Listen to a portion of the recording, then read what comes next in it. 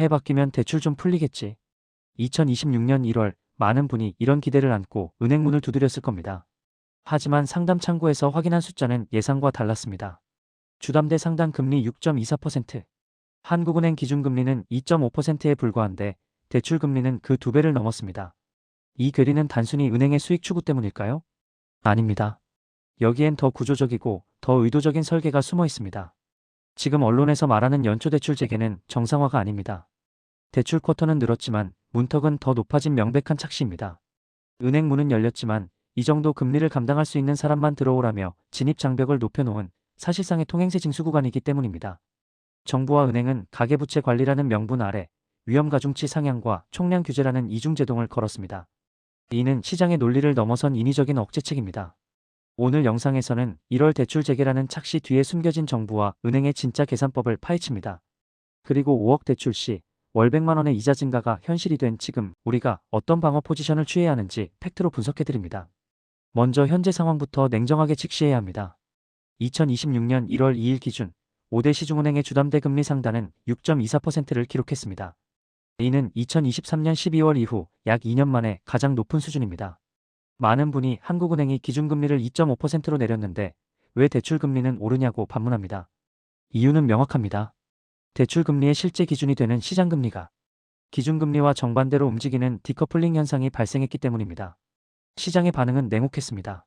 한국은행의 추가금리 인하에 대한 기대감이 약해지고 글로벌 장기채 금리가 상승하자 은행의 자금 조달 비용이 비싸졌습니다. 여기에 은행들이 자금 확보를 위해 예금 금리 경쟁까지 벌이면서 변동금리의 기준인 코픽스는 3년 만에 가장 큰 폭으로 상승했습니다. 즉, 지금의 6%대 금리는 일시적인 현상이 아닙니다. 시장 금리 상승이라는 거대한 파도 위에 은행들이 올라탄 결과입니다. 2020년 2%대 금리를 기억하시는 분들에게 지금의 숫자는 단순한 상승이 아니라 금융 환경의 구조적 변화를 의미합니다. 6%라는 숫자가 피부에 와닿지 않으신다면 이를 실제 납부해야 할 돈으로 환산해봐야 합니다. 가장 큰 문제는 2021년 저금리 시기에 5년 고정으로 대출을 받은 차주들입니다. 올해가 바로 그 금리 재산정 시점이기 때문입니다. 가장 일반적인 사례를 시뮬레이션 해보겠습니다. 2021년에 3억 원을 30년 만기로 빌린 차주가 있다고 가정합시다. 당시 2%대 금리에서는 월 90만 원 정도를 상환했습니다. 하지만 5년이 지난 지금 6%대 금리가 적용되면 당장 다음 달부터 월 상환액은 151만 원으로 뜁니다. 한 달에 57만 원, 1년이면 약 684만 원의 현금이 추가로 증발하는 셈입니다. 대출금이 5억 원이라면 충격은 배가 됩니다. 월 이자 부담만 약 100만 원 가까이 늘어납니다. 연봉은 그대로인데 1년에 1,200만 원이 이자로 더 나가는 구조입니다. 이는 단순히 허리띠를 졸라매는 수준을 넘어섭니다. 가처분 소득이 급감하면서 가계의 현금 흐름 자체가 붕괴될 수 있는 위험한 구간에 진입했다는 뜻입니다. 도대체 왜 정부는 서민들의 비명에도 이 고금리 상황을 용인하는 걸까요? 아니, 정확히 말하면 방관이 아니라 의도된 관리라고 보는 편이 맞습니다. 여기에는 일반인들이 잘 모르는 2%의 족쇄가 숨겨져 있습니다. 금융당국은 2026년 가계대출 증가율 목표치를 2% 내외로 못 박았습니다. 올해 예상되는 명목 GDP 성장률이 4.0%인데 대출은 그 절반 속도로만 늘리라는 겁니다. 이게 무슨 뜻일까요?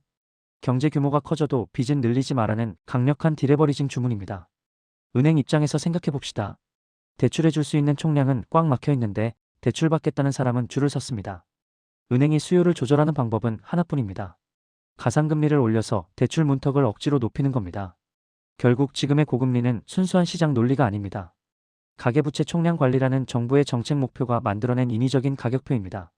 실수요자가 고통받더라도 국가 전체의 부채 비율을 낮추는 것이 우선이라는 정부의 냉정한 계산이 깔려있는 것입니다. 여기에 더해 올해 1월 1일부터 은행들이 대출 문턱을 더 높일 수밖에 없는 결정적인 규제가 시행되었습니다. 바로 위험가중치 하한 상향입니다. 어려운 용어 같지만 핵심은 간단합니다. 작년까지는 은행이 주담대를 내줄 때 위험가중치를 15%만 적용하면 됐습니다. 하지만 올해부터는 이 하한선이 20%로 올라갔습니다. 이 말은 즉 은행이 똑같이 1억 원을 빌려주더라도 예전보다 자본금을 33%나 더 쌓아둬야 한다는 뜻입니다. 은행 입장에서 주담대는 이제 안전하고 짭짤한 효자 상품이 아닙니다. 자기 자본을 많이 잡아먹는 비용 높은 상품으로 전락한 것입니다. 비용이 늘어나면 기업은 어떻게 할까요? 당연히 가격에 전가합니다. 위험가중치 상향은 곧 은행의 가상금리 인상과 한도 축소로 이어질 수밖에 없습니다. 15억 원 이하 주택을 사는 실수요자에게도 한도는 줄어들고 금리는 더 비싸지는 이중고가 닥친 진짜 이유, 바로 이 보이지 않는 규제 때문입니다. 결론을 정리하겠습니다. 2026년 주담대 시장의 핵심 키워드는 정상화가 아닙니다. 강제적인 축소입니다. 지금의 6%대 금리는 일시적인 스파이크가 아닙니다. 가계부채 증가율 2% 목표와 위험 가중치 상향이 맞물려 만들어낸 정부가 의도한 새로운 표준입니다. 이제 우리는 냉정한 선택의 기로에 섰습니다. 2021년 대출 만기가 돌아오는 분들, 그리고 내 집 마련을 꿈꾸는 분들, 언젠가 금리가 다시 23%대로 내려가겠지라는 막연한 기대는 버리십시오. 정부의 정책 시계는 당분간 부채 감축에 맞춰져 있습니다. 대응 전략은 세 가지입니다. 첫째, 고정금리 전환입니다. 당장은 6%가 비싸 보여도 향후 불확실성을 제거하는 보험료로 생각해야 합니다. 둘째, 선제적인 자금 계획입니다. 올해 7월부터는 전세대출까지 DSR 규제에 포함됩니다. 대출이 필요하다면 규제 강화 전에 움직여야 합니다. 셋째, 과감한 부채 축소입니다. 월 100만 원의 이자 충격을 버틸 현금 체력이 없다면 고통스럽더라도 자산을 매각해 빚을 줄이는 것이 생존을 위한 유일한 답일 수 있습니다. 숫자는 거짓말을 하지 않습니다. 6.24%라는 숫자가 보내는 경고를 무시하지 마십시오. 지금은 공격적인 투자보다 철저한 방어와 생존을 고민해야 할 때입니다. 지금까지 생투자였습니다.